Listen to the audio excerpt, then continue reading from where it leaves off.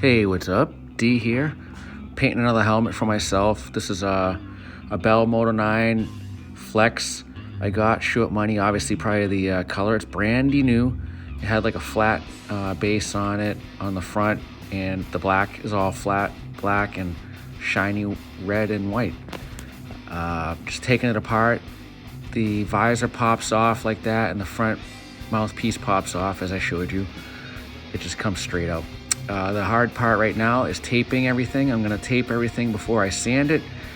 All the rubber that is, then I'm sanding everything to get it low. I use the DA here. I don't really recommend on a helmet using a DA. Using 320 sandpaper dry. I'd rather do it by hand, but getting all those hard lines of that white stripe, you have to sand it and make sure it's like smooth to the touch so you don't feel the lines. Otherwise they'll show in your work. That was the paint booth. This is me sealing the helmet white because I'm gonna be doing a white and black split on this helmet. I ran the white, sealer runs really fast, so I had to sand it real quick. It's all water. That was not water-based, that was solvent, but this is water-based white. I just sprayed on there. It was a pearl white. Now I'm laying out my design. All the rubber is taped off like around the eye port and the bottom. Hard part right here is picking center. None of these helmets are perfect, but line up center. I wanted to split it black and white. I did that best as I could. I got this very metallic-y black. Look at that. You can see little sparklies. Very excited about this once I get it in clear, but it's a busy helmet coming up, so you ain't gonna see much of that black or the white.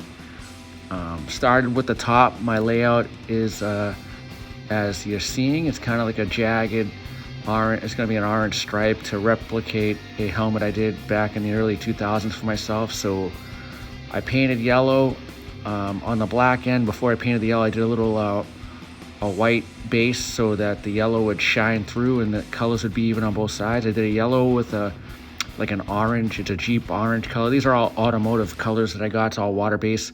I did like a blend. It was yellow with an orange edge, and it dusted it kind of like that. They're all, yeah, like I said, automotive OPEC colors. There's no transparent ones here. After that, I taped up the orange, same night. Let it dry up. Water-based needs air to dry, and then I did like that blue fade around. It's like an overspray fade around the orange after I laid out that white stripe in between. Pretty trick. I like it. It adds a lot of detail. It's very hard to do, and trying not to let the tape bleed through is very hard also. Definitely get some 3M vinyl fine line tape. It's going to save you a lot. This is a blue mask. I started laying a derail part on the back. See how I'm getting the black lighter, so it will take to the yellow and orange. Doing the same as the top with this side. And I did a red drop shadow box on it. This was very hard to do because it's like masking it off 3 times for the one look. And that's not even close to done. I got more to go. You'll see as this goes on. I spared you some time by not showing you every little detail. I measured up some stripes on both sides. One side of this helmet is going to be kind of like alpine-ish, mountainy and trees. And the black side is going to be volcanic. So you got the mountains and the volcanic side. So I'm working on the blue and white side is the alpine side. So I'm doing like multiple colors. It's like 2 fades of blue, and then when I do the border of it, it's supposed to look like ice and stuff. I did a dark blue right here. So you have a light blue fading into a darker blue into this very dark metallic blue to make it pop. You'll see in a second as I untape it. Then I added these triangles and some mountains on the goggle strap area just to fill in the helmet. Kind of replicating a helmet that I did in the early 2000s, like I said, but a different theme. Check that out. That was pretty sweet. That's not cleared yet. Now I'm working on the volcanic side. I'm trying to make stuff look lava-ish. And I got a couple volcanoes in there with some triangles. This was the most difficult side to get the look that I am trying to get. Look at that. It doesn't look that good, but it's coming. So the border of that derail logo is supposed to be lava looking, and I'm doing gray over it to represent lava and volcanoes. This was a trip doing it. Look at that. I think I nailed it. The stripes on the side, I hand cut like very fine pieces of masking, and I laid it down, but I use that like blue Oracle mask, so it's easier to cut and stuff than the yellow tape. And here you have it, my number and name.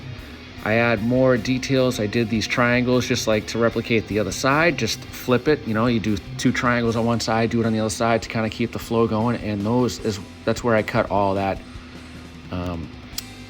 mask and like made that design. But I did like a yellow, orange, red underneath. So yeah, now I am doing a white stripe and shadowing the back of the derail with the airbrush. So this is a clear 4-to-1 mixture for automotive clear.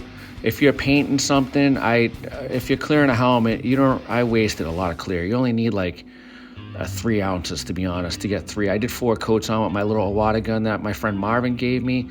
Big shout out to Marv. He hooked me up, a lot of ideas. I have a lot of body shop friends that help me out. Chris Hubbard also with all the paint, definitely coming through. So I cleared the helmet, now I'm wet sanding it. This is where you get the final finishing touch to come out awesome. I'm getting rid of some of the edges, scuffing with a gray scuff pad until dull. Wet sanding it with 2000, trying to lose all the edges, and yeah, just to make them disappear. That way you can't feel it. I made a little adjustment on the front snout. I didn't like what I did, so I covered it. I water-based marked around my derail logo in the back. And now I'm doing the final clear. We call this the flow clear. We're flowing it out. I did 3 coats of clear. Don't critique my spray style. I'm not a body shop guy, but I enjoy doing this stuff. It's fun. It's like art to me. And I'm set up with the right people to give me some advice. Did it all myself. And yeah, just loving this project. Took me about 4 months. It wasn't non-stop. I started in January, now it's April, so tonight is when I'm doing this voiceover, and it's April 24th. I definitely just got the last coat of clear on it. And yeah, I had a couple mistakes. A couple things I want to put for pointers is retape it as much as you can. Don't let tape sit on the rubber as too long, and do your artwork quick and spray it. Once you get the clear coat on, you can spray again if you want to add on stuff. Like you can use acetone to get mistakes off, or acetone will take the water-based paint off the rubber if it leaks through. I had some bleed through my tape, which is a suck show. I hate when that happens on my tape on the rubber. So I had to do some repairs there, scraping off the rubber and stuff.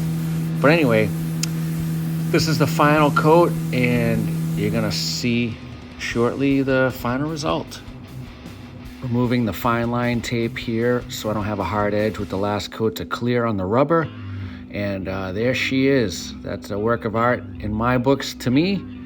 Approximately 40 plus hours on this, not all at once, but yeah, I hope you enjoyed this video. Like and subscribe, and thank you for joining me in my adventures. I'll catch you at the next. Later.